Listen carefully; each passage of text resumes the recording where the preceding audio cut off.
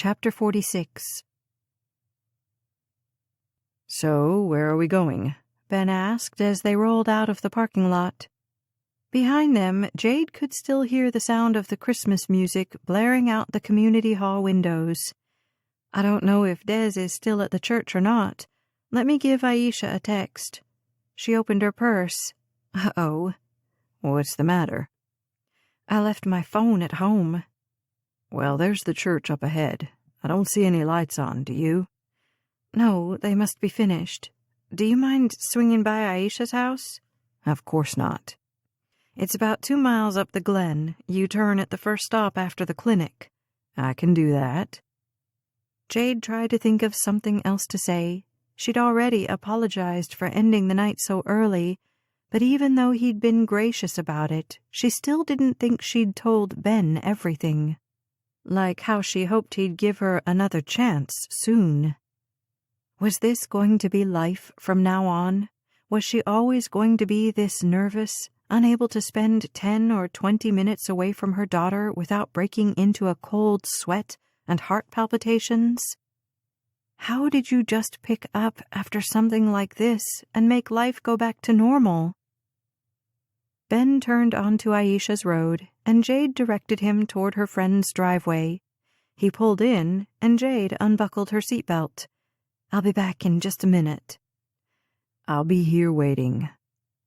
Something in his tone caught her off guard. She turned to look, fully expecting to see something different. But there was that same kind and open expression, the gentle smile he probably gave to everyone. "Be right back," she repeated, and shut the car door behind her. If it hadn't been for her ridiculous heels and the fear that Ben might be watching her, she would have run. Even though she'd tried to stay composed, she'd been trembling on the ride over here, and now that she was so close to her daughter, she wanted nothing but to find Des and crush her in a strong bear hug. She knocked on Aisha's door and stood shivering in the cold. "Jade?" "Yeah, I'm sorry I didn't text. I left my phone at home. We decided to call it an early night. How's Des been?" Jade had been so relieved at the thought of having her daughter back with her, it took a few seconds to recognize the confused expression on Aisha's face. When it sunk in, her racing pulse stopped, crashed to a halt. "What's wrong?" Aisha shook her head. "Nothing. Did Ben drive you over?" "Yeah, why?" Aisha twisted the bracelet she was wearing and kept her voice low.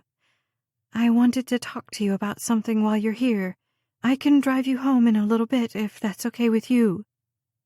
Jade studied her friend. "Sure. Did Des get into trouble?" Aisha winced. "No, nothing like that. Could you just let Ben know I'll take you home in a bit?" "Sure." Jade paused before turning around, trying to guess what Aisha wanted to say. Ben rolled down his window as she approached his side of the car. "I'm going to hang out here for a while and grab a ride home later with Aisha," she told him. "Everything okay?" She nodded, trying to believe it was true. "Yeah, we just haven't had a chance to talk through everything yet. She's a pretty good friend. Just wanted to have a little girl time." At least that's what Jade hoped was going on. Ben nodded. "All right. Tell Des good night for me." "I will. And thanks for everything. The dinner, the party, the perfume. She stopped herself. She couldn't really say, "I had a great time." He'd know that wasn't true. "I hope we get to do something like this again soon." Ben smiled. "Me too." She figured he'd say something like that, just to be polite.